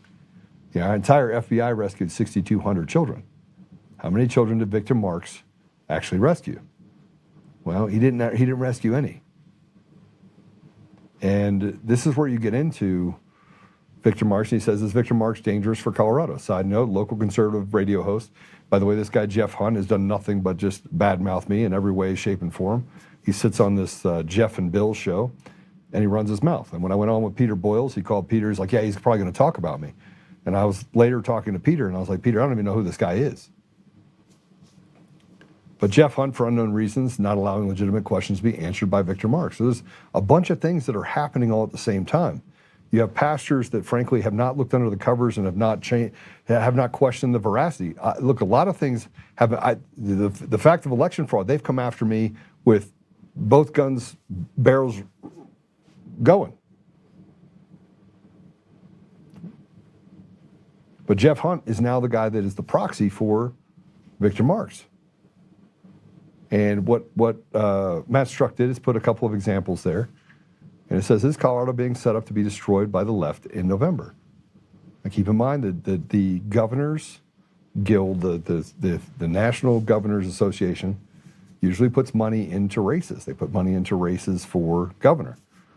And this will be one of the first years in short order in the last recent history that they've elected not to put any dollars into the governor's race in Colorado. The GOP and Jeffco is now encouraging us to go back, put it back up, please.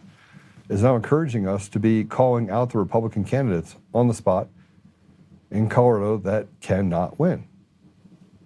Is that it? Okay, let's put up this video about Vaughn Kennedy, aka Victor Marks. After my interview, he changed his statement on his social media from 45,000 rescued to assisted 45,000 people around the globe. Now, there's another video on that has Jeff Hunt talking about Victor Marks. Can we pull that up too or no? Can you just quickly get that for me, please?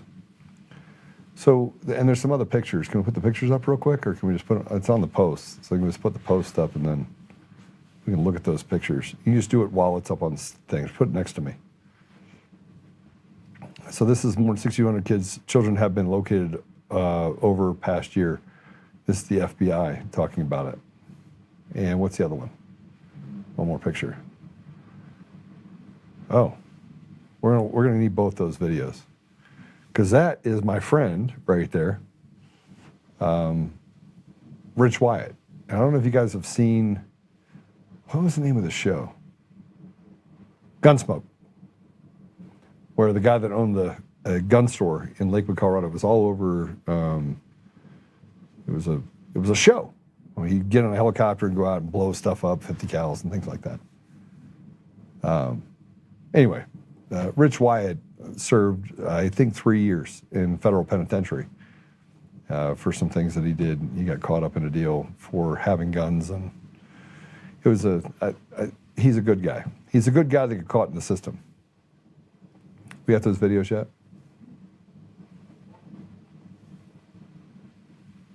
And Rich Wyatt does not support Victor Marks. And I don't care if you support him or don't support him. And I'm going to spend a little time on Colorado because I think it's important. And then we'll get to Virginia. But when you have fake people that get propped up, and then you have people that tell you have to support them, you have to wonder, like, this apparatus, this thing that's happening that never favors the people. Man, you can go back 20 years and you can't find where an election caused us to have a better life than we had the years prior, other than when President Trump came into office in 2016. When he came into office, things genuinely got better. You had the Keystone Pipeline, you had all sorts of different deregulation. We had the NAFTA agreement, which was renegotiated, and that's the fair trade agreement that happened between Canada and South and Central America. He did a lot of great things. Got us out of the Paris Climate Accord. He did the same thing this time. Eliminated our position with WHO. Renegotiated what we did with the Blue Hats. Did a lot of things to help us in a very short period of time. Now, same thing can be said for if you look at 2024 when he came in 2025. First 3, 4, 5 months was great, and I think that everyone that is in the radical side that was trying to be a boat anchor just found themselves being ripped and pulled along. Well, there's a lot of stuff that's going on in Colorado that is going to leave millions of people destitute and in the same position as they were back in 2008. Let's go ahead and play this video. When you have opponents, it's a never-ending stream of it. Of critique and answer this. You got to answer that. You need to provide this answer for me, and why don't you answer that? And I remember, like with Trump, for instance, you have Joe Biden that let in 10 million people. We have all these problems in our country, and they run up and they're like, well, let's talk about Trump steaks. What about Trump steaks? He launched Trump vodka. What about Trump vodka? And you're just sitting there going, I want a guy that's going to focus in on an agenda that's going to help my life. This constant barrage of answer this question for me, answer this question, this accusation all the time, especially when it comes from political opponents, is just exhausting.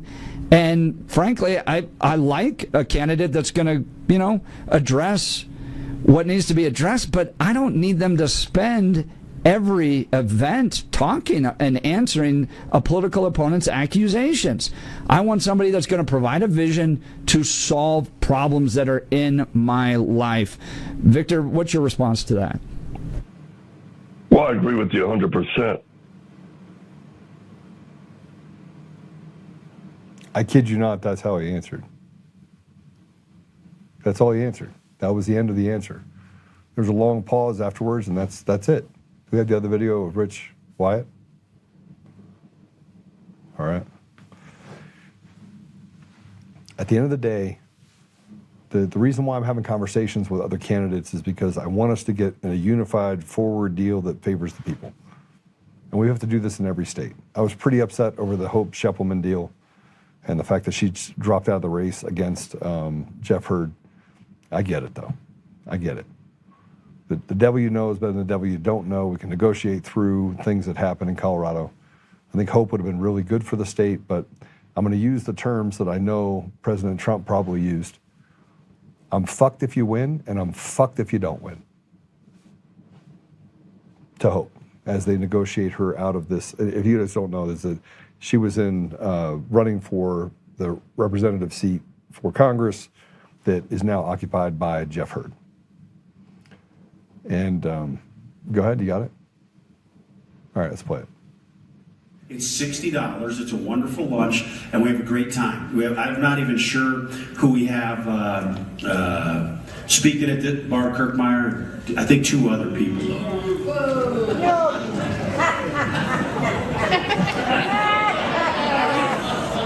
I love it. It's an opportunity to put the candidates on the spot. So maybe that's why you go. Because here's one thing that would be valuable, right? This would be incredibly valuable. You know there's 467 people running for governor. And you know most of them have no chance at all. Do you remember all their names? Of course you don't. Okay? And so some of those people, they got to go, right? Because they're just taking up space and they're going to take votes and they're not going to help us win in November. And that's one of the things we struggle with. You know, when you ask a candidate, how much money have you raised? And they say, well, I'm not interested in raising money. That's code for my friends don't think I should run. Okay? I also want to ask you to get hooked up on our social media, Facebook, X, Instagram. It's very important that you do this stuff. You know, man, I think it's important, but it's critical to us. Matt is getting some wonderful videos out there. It's just a little thing. You can do it right before you go to bed and takes about 1 minute. Don't be the people that say, hey, this didn't work right. Be the people that fixed it. Edmund Burke, what's his most famous quote? All it takes for evil to triumph is good men to do nothing. We got to do something, right or wrong, get it moving and get it going. So then that leads me to the raising money part. So I should probably address this on my own podcast. Joe, why are you not out there raising money? Because we have a primary process in the state of Colorado, and wasting people's money is not something I want to do. And they're like, oh, that's code word for your friends. Now, Rich is my friend, by the way, and he's encouraged me to run and to stay in the race, and I'm not one of the 467 people that he thinks can't win. He actually does believe I can win, and I can win.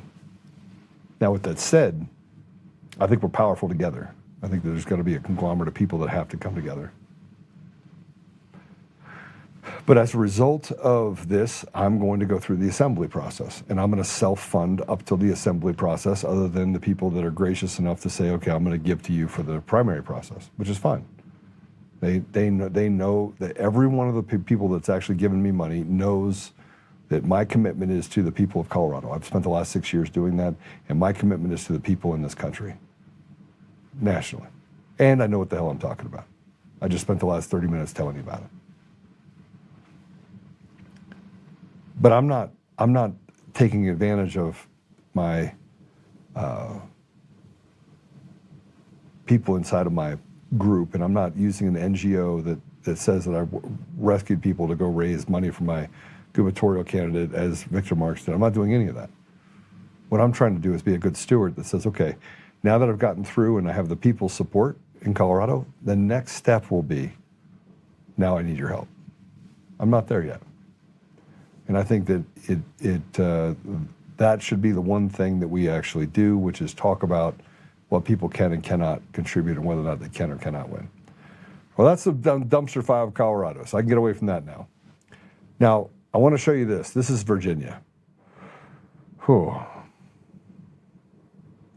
This is crazy.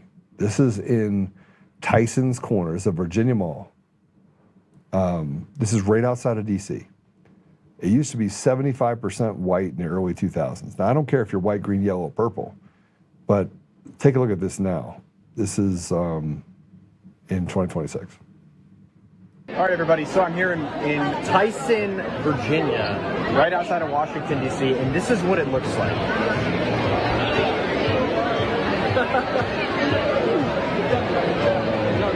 I could do that again, but I challenge anybody to pause the video and to try and find a single white person. Here. This is in Virginia, in the United States. Why have our demographics shifted this radically? This is a very radicalizing moment. Well, I'll tell you, here's a cut from Queens, New York. It is getting crazy. What is this? What is that? Pig? Huh? Guinea pig. Guinea pig? Oh, no. Guinea pig. Oh, I thought he said little. I don't even know what to say right now. They're cooking guinea pigs on the streets in Queens in Manhattan. And here's New York City. It's not a real place. This chick is out here with one arm, one leg, trying to get traffic for crack. Look at her. Look at her. This shit is not real. Look at this shit.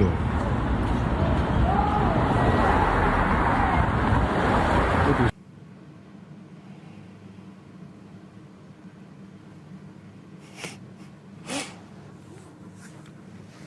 in other news, the city of Elgin, Illinois, they fired police officer Jason Lentz after he made a post online suggesting that ICE check certain locations for criminal illegals.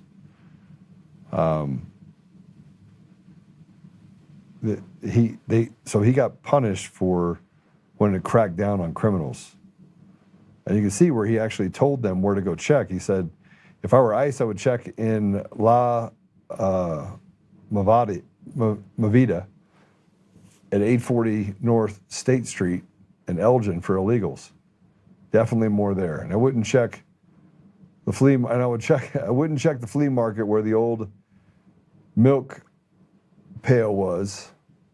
There's no way you'll find any there. Also, wouldn't check the Elgin Mall of East Dundee, which is located at, I guarantee there's no illegals there either. He got fired as an American. So I just want to be really clear. An American got fired for saying that there are illegal criminals in these places. And he's a police officer, and his job is to uphold the law. And ICE's job is to uphold the law. And people are called illegals because they are illegally in the United States. They are breaking the law by being here. And if you think, oh, you're I don't know what you'd call me. What do you want to call me? What nickname do you want to give me? You want to say I'm a racist? Let me just explain something to you. I asked a question of Democrats. How many of you would have an abortion if you had free health care and free child care? This is in Colorado. And about half of the women in the room raised their hands that are actual women.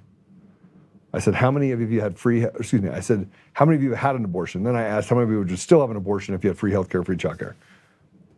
Half the women raised their hands for saying that they had an abortion, and only 10% of them raised their hand if they had free healthcare and free childcare. We have a problem because we're stepping over Americans, giving free healthcare, free childcare, free entitlements, free housing, free food, free education, free to illegals, people that are coming here from another country, and we're stepping over Americans, black and brown specifically. We're telling them to genocide an entire generation, and we're telling them that the reason why you should do this is because it'll make you poor. And then on top of that, we're then funding everybody else to get free healthcare and childcare and having them live a lavish life of houses and cars and all sorts of stuff while stepping over Americans. Not just white Americans, any American. And most often, black and brown Americans that have been here for generations. They'd rather just lock those people up while giving these people free stuff. Somalis.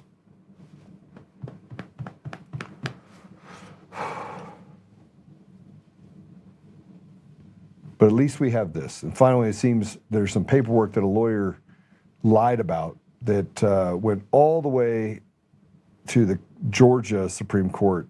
Let's go ahead and play this. So before you sit down, Yes, there's sir. one more thing I need to ask you about, unfortunately.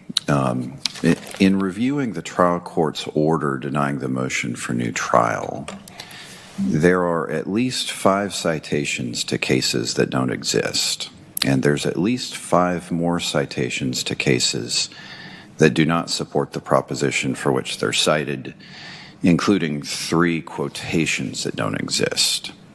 My understanding is that you prepared the order for new trial, the denial order for the trial court. Were those citations in the version of the order that you submitted to the trial court? No, Your Honor, I do not believe so. They were not. I did prepare an order. That order was revised.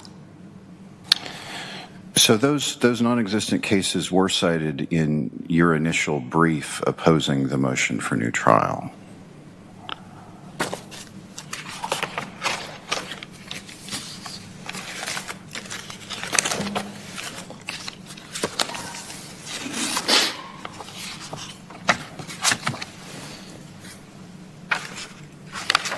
Your Honor, I'm not aware of that, but I would be glad to research that and provide the court with a supplement. Okay, we'll get a briefing order out directing. So let me just tell you about this case. Hannah Paynes was appealing her 2023 murder conviction for fatally shooting a 62-year-old Kenneth Herring in 2019. After Herring ran a red light, crashed into a semi-truck and fled, Payne, then 21, followed in her car, called 911, blocked his truck, approached the foot, and shot him during the confrontation. She claimed self-defense, saying he grabbed her gun. Prosecutors called it vigilante action. She was convicted of malice murder, felony murder, aggravated assault, and false imprisonment. She was sentenced to life plus 13 years. Her appeal argues ineffective assistance of counsel, and the trial lawyer didn't raise citizen's arrest or defense of others to bolster self-defense. The Georgia Supreme Court heard it this week on whether she gets a new trial. I just need to kind of put us all together for you as one. You got fake candidates that are propped up, government taking and regulating businesses and giving us nothing in return. You take entitlements. You got people that are outside the country, you get to take from it. You have fake elections and treasonous actors are still walking free. You got boys and girls sports. You got guinea pigs being sold on the street, and you look like a foreigner in your own home. I mean, with jobs that are. I mean, it looked more like Iran than it did Virginia. And this is what happens when you have a stolen voice of the American people and people on the outside that puppeteer our politics in our country. And the reason why I brought Joe in and I asked him those questions about Idaho is really simple. We had the woman that was on that talked about the fact that you have a supermajority in every aspect that are all Republican, and yet you have the attack on the people that is just, it's never ending. And no matter what happens, the people seem to always be the ones left out in the cold. And they want to tell us to shut up and sit down. It doesn't matter if you're Republican or Democrat or independent. Tell me about a whistleblower in the last 30 years that's been treated favorably. Any whistleblower. Any. Give me one. There isn't one. we have, I mean, Clint Curtis he was the one that came out and told us about, building a system to steal elections. We talk about the FBI whistleblowers, what they did to Seraphin and Steve Friend and Garrett O'Boyles, and the list goes on. And how about, we still haven't talked about the pipe bomber in D.C. that was a woman that worked for the CIA. And yet Steve Baker at the Blaze was basically put ablaze. And all of a sudden he had heart problems. Make it make sense to me. You got young people dying of colon cancer. You got vaccine injuries everywhere. You have the autism rate is through the roof. You got Bobby Kennedy that's out there trying to just re-regulate and get rid of all these chemicals that are in our foods. At the same time, we trust no one. And as Americans, we feel held hostage in our own country. We are becoming largely irrelevant other than we are the tax base and the people that give money to others, so we become the slaves in our own nation. And if that's not enough for you, it doesn't matter if you're Republican or Democrat or independent. Listen, everyone, this has nothing to do with political affiliation. This has everything to do with the fact that they hate you, you're an American, they want to replace you, and they want to bring other people in here that they can destroy. So if they can destroy you and take you out, these other idiots will die pretty quick because they've been surviving on the back of you for a very long time.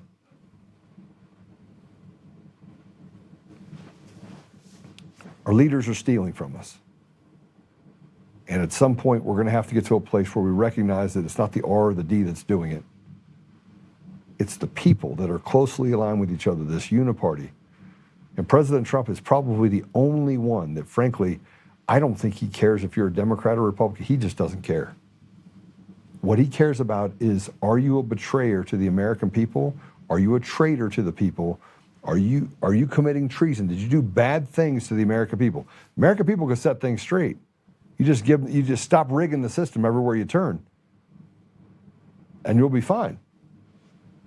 This is not what the voice of the people should look like. All right, that's all I got. Anything else? You got any comments? Remember, Apple Podcasts, Google Podcasts, Spotify, Pandora, iHeartRadio, TuneIn, and more. Make sure you give me a little thumbs up deal on Rumble and all those things. And then on X, I know I said something I shouldn't have said, and now I'm in the doghouse, it looks like. Let me see. Am I in the doghouse? I think I'm in the doghouse. Yep. Did you guys see that? No, I'm just, at Joe Oltmann. I can't, it's not showing up that anybody's watching the show because it's not showing up on the site. You can hit that as well. We'll do another one on the other side. Jeff says crumble. Okay. Tens of trillions. Neo-feudalism. That is like the word that everyone wants to use now is neo-feudalism. Everyone talks about it. All right. Who else we got here in the thing? Murph, die kids. Yep. See, my mother retired at the civilian equivalent of a lieutenant colonel as a budget analyst at EPA. She was disheartened by all of the bureaucratic fraud. Yeah, it's everywhere. All right. So here's the deal. You guys become the arbiters of reality. Check out that video. Guys, if you could do me a favor and just make sure that that video gets downloaded from Facebook and put everywhere, I'd appreciate it. It's 28 minutes long. You guys will want to watch it. It just talks about what we have to do. But I've now graduated from Democrats are bad to the leadership is bad, system is bad.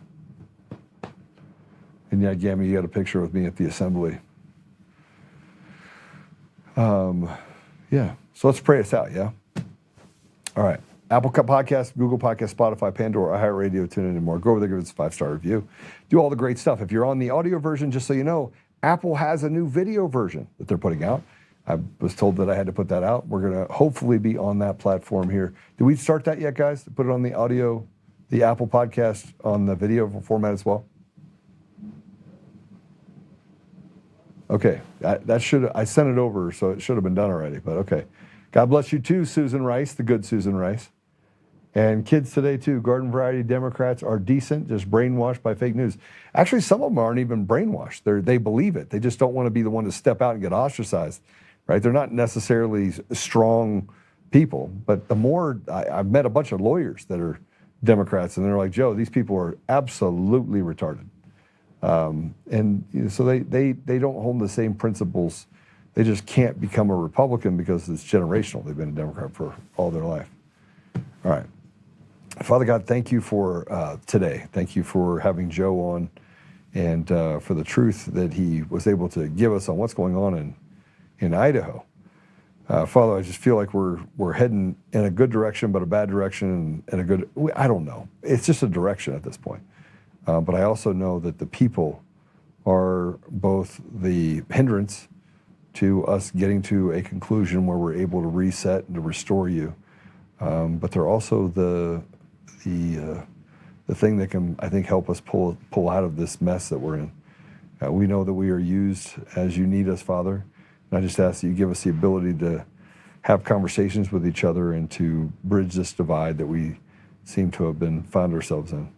Help us that we may pursue truth at all costs and may honor you, Father. And for those that are sick, Father, I just ask you to give them, to lift that burden and to give them the ability to be healed.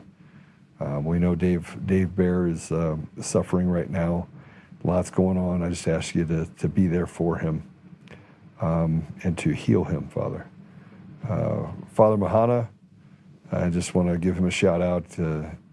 Thank you for giving him a voice and for allowing him to speak into the lives of so many as he does here on Untamed.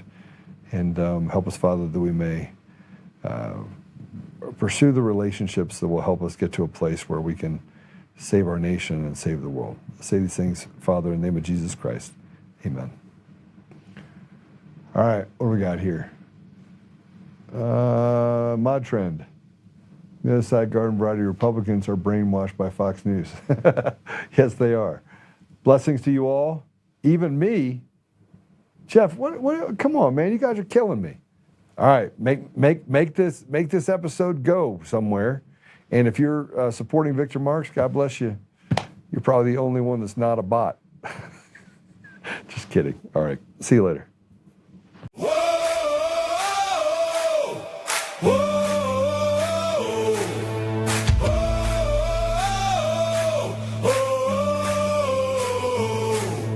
Rising from the fight for the forgotten and the free, exposing rigged machines, Schumer's lies, Dominion's deceit, pays a grand each day, shielding truth from corrupt halls, but he won't back down, standing tall through it all. Hart and Tina Peters break the chains that bind her tight, hand count votes and one day bring the fraud to light. No more mailing scams, no machines to steal the night, restore the people's voice, make Colorado right. Governor Oltmann, lead us bold and true, badass for the have-nots, fighting through and through. Abolish property tax, cut the tolls away, shrink the bloated state, let the people have their say. It's our rally call, truth and freedom rise and watch the tyrants fall. Untamed Colorado, strong and proud, we'll be one man for the people, set our great state free. Help the single moms, bring back trade school strong, opportunity for youth, where the brave belong. Audit every NGO, ban the wolves that roam, reclaim our stolen land, bring the power home. Eric Coomer's fraud, Dominion's rigged design, expose the stolen votes, cross a dangerous line. No more victimhood, no chains on you and me. He's running for governor for real liberty. Smash the fraud machine, pardon heroes jailed for the have-nots. Rising truth will never fail. One warrior defies the corrupt elite. Colorado reborn, strong on our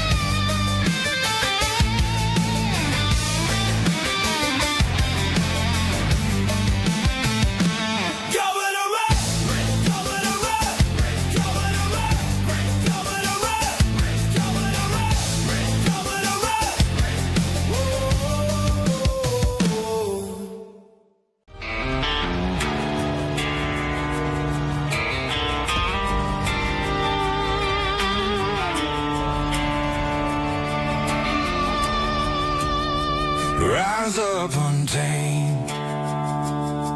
In the heart of the fight where the wild ones roam, Joe Oltmann's calling, bringing truth back home. From conservative daily to this untamed fire, we shatter the silence, lifting spirits higher. No chains can hold us, no lies can prevail. Authentic and fearless on this rugged trail. Patriots gather under stars and stripes. Untamed nation, igniting the night. Untamed nation, let the truth roll out in this land of the free. Standing proud from sea to shining sea, we won't back down. Catch the fire, wear the crown. Untamed nation, it's our battle song, motivating hearts where the brave belong. Yeah, untamed and wild, forever strong. Play it again all night long.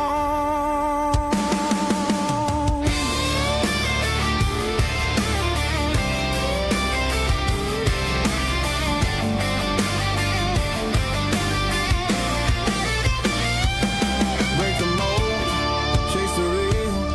No more games, time to heal. Joe's voice leads the untamed crew. Truth matters through and through.